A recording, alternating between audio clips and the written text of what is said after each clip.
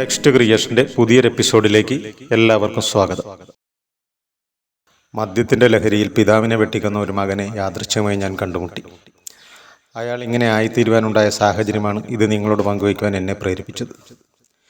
ഇതിൽ പറഞ്ഞിരിക്കുന്ന പേര് സ്ഥലവും യഥാർത്ഥമല്ല. കുറച്ച് മാസങ്ങൾക്ക് മുൻപ് ഞാൻ പാലായിലുള്ള ഒരു വില്ലേജ് ഓഫീസിൽ എൻ്റെ ചില ആവശ്യങ്ങൾക്കായി ചെന്നു.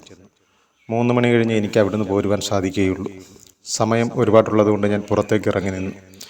അപ്പോഴാണ് അവിടെ വരാന്തയിൽ കുട്ടികൾക്കുള്ള കുറേ കഥപുസ്തകങ്ങളുമായി ഒരാൾ ഇരിക്കുന്നത് കണ്ടത്.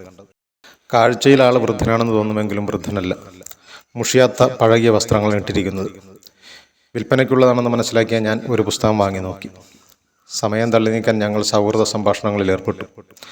അയാളും വില്ലേജിൽ വന്നതായിരുന്നു. ഊണ് കഴിക്കാൻ സമയമായപ്പോൾ തൊട്ടടുത്തുള്ള കട കാണിച്ചുകൊണ്ട് ഞാൻ പറഞ്ഞു, വില്ലേജ് ഓഫീസർ വരാൻ ഇനിയും സമയമുണ്ട്, നമ്മൾക്ക് പോയി ഊണ് കഴിച്ചിട്ട് വരാം. എനിക്ക് വേണ്ട, വില്ലേജിൽ കൂടുതൽ പൈസ വേണ്ടി വരും.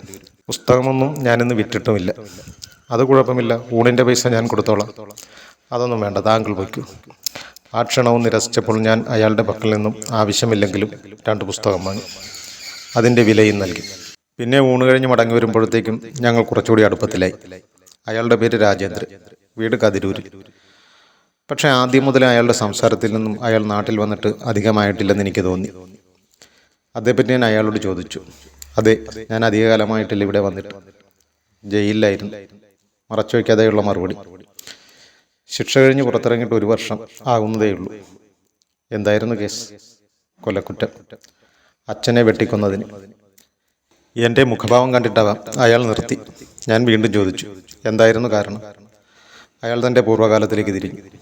സർക്കാർ ഓഫീസിലെ പ്യൂണായിരുന്ന അച്ഛനും അമ്മയും ഞാനും അടങ്ങുന്ന സന്തോഷമുള്ള കുടുംബം. അവധി ദിവസങ്ങളിൽ മിക്കപ്പോഴും അച്ഛൻ വീട്ടിൽ നിന്ന് സുഹൃത്തുക്കളുമായി മദ്യപിക്കാറുണ്ടായിരുന്നു.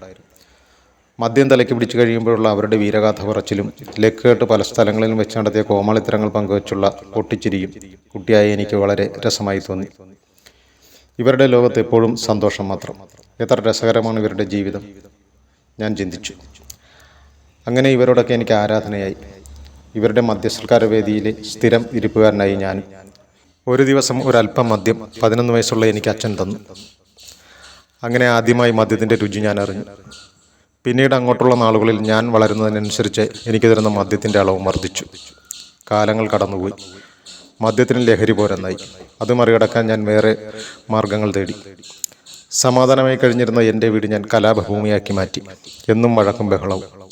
സ്വകാര്യ കമ്പനിയിലുണ്ടായിരുന്ന എൻ്റെ ജോലിയും നഷ്ടമായി.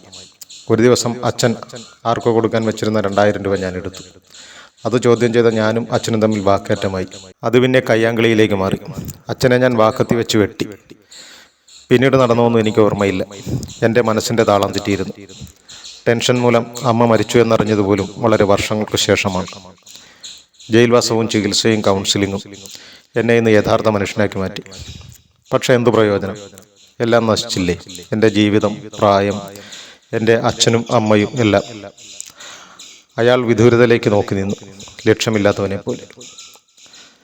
വില്ലേജിൽ നിന്നും മടങ്ങുമ്പോൾ എൻ്റെ മനസ്സിലെ ചിന്ത ഇതായിരുന്നു, ശരിക്കും രാജേന്ദ്രനെ കൊലയാളിയാക്കിയത് ആരാണ്? രാജേന്ദ്രൻ്റെ ഒറ്റപ്പെട്ട സംഭവമല്ല. പലരും ലഹരിയുടെ രുചി ആദ്യമായി അറിഞ്ഞത് സ്വന്തം കുടുംബത്തിൽ നിന്ന് തന്നെയാണ്.